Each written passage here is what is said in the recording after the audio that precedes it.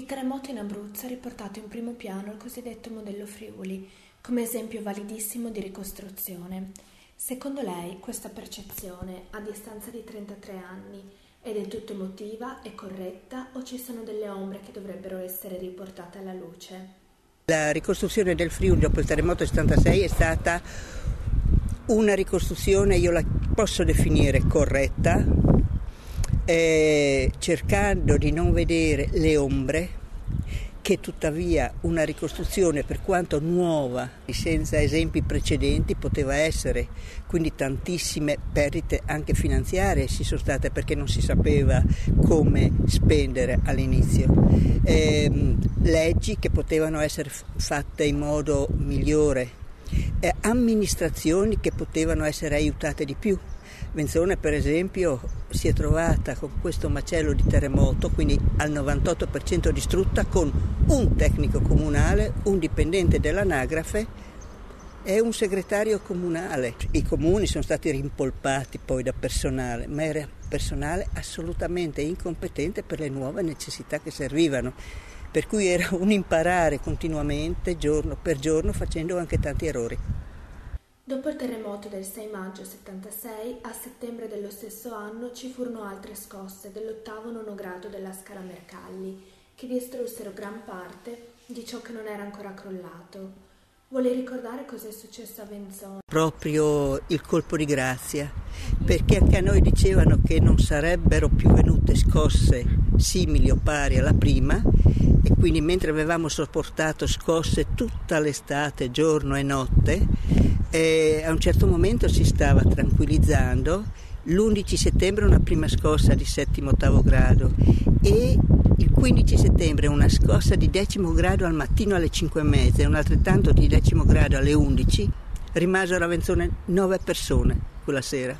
Eravamo terrorizzati. Quanto è andato perduto del patrimonio urbanistico che invece poteva essere salvato? Tantissimo, quasi tutto, perché dopo la scossa del 6 maggio tante strutture storiche, Venzone era un paese vincolato ai sensi della legge 1089 come bene monumentale, tantissimi intonaci, affreschi potevano essere recuperati, ma non c'era allora ancora la capacità di pensare a un futuro, di sapere cosa si sarebbe potuto fare di questo centro storico. La popolazione chiedeva: non vogliamo un paese diverso, non vogliamo un paese prefabbricato, non vogliamo un paese moderno, ma non sapevamo ancora come avremmo potuto ricostruirlo.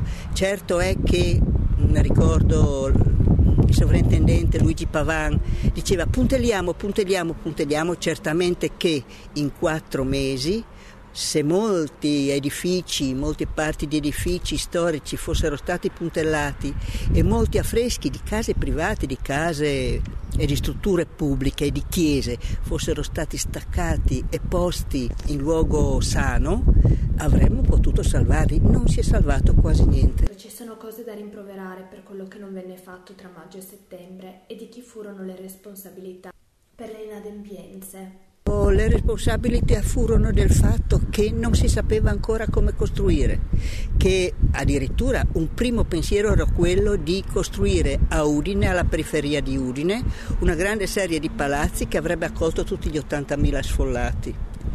Poi si incominciò a pensare ad una ricostruzione veloce e rapida con prefabbricazione leggera.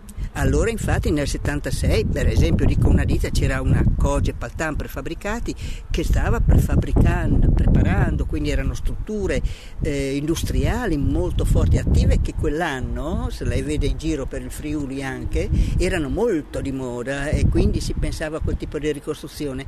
È stata proprio la tenacia, la volontà dei venzonesi e di altri abitanti. Ricordo che ogni paese aveva una struttura di base che controllava i consigli comunali e che poi riferiva e anche faceva manifestazioni, perché voleva almeno sapere, almeno influire un poco nel prossimo paese. Devo ricordare, per chi ha tanta premura, è meglio stare un anno in più in prefabbricato, un anno in più in una situazione non troppo comoda, ma un paese si rifà per tutto il prossimo futuro. Nel libro Le pietre dello scandalo si parla delle demolizioni degli edifici all'interno delle mura di Venzone come di una vera e propria industria di distruzione. Chi ordinava e gestiva le demolizioni? Le gestiva normalmente il comune, però con questi anche fondi di volontariato, cioè venivano regalati dei fondi proprio perché per aiutare la popolazione a risollevarsi. Pareva allora che nessun paese sarebbe stato ricostruito se non fosse stato tabula rasa.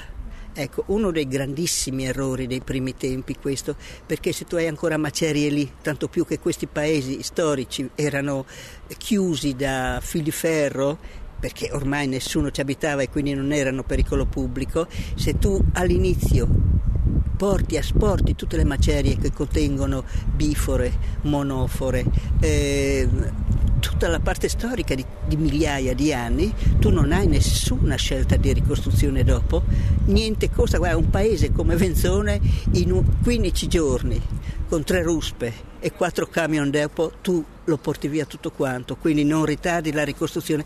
Ma qui si diceva che chi fermava la demolizione ritardava la ricostruzione, addirittura se non avesse avuto la casa assolutamente demolita non avrebbe neanche avuto diritto ai contributi. C'erano anche poteri forti che gestivano quelle cose, ma c'era anche un modo per dire alla gente: sta fuori e non interessartene, facciamo noi. Ecco, il friulano non ha mai accettato questa cosa, no? Se qui ci fosse stato Piazza Pulita, lei prova a immaginare al posto di quel grande Duomo, se avessimo permesso che fossero fatte brillare le micce dei 10 candelotti di dinamite che all'agosto del 76 erano stati messi alla base del municipio perché non cadeva, non crollava, ormai non saremmo più in questa situazione. La gente allora fece correre anche i rappresentanti del Ministero dei Beni Culturali, fece proprio scappare proprio in modo brutale e molto cattivo, cioè rischiava di picchiarli. Il 7 giugno 76 la Regione varò la legge numero 17, relativa agli edifici non irrimediabilmente danneggiati. Quali erano i limiti della legge? Che fu una legge assolutamente inutile. Fu una legge inutile perché non cercava di rendere le case neanche parzialmente antisismiche, rabberciava una parete che aveva un buco, risistemava un tetto, e molto fu il lavoro, mi dispiace, anche degli alpini che vennero qui a risistemare tetti, a risistemare casa, a mettere a posto.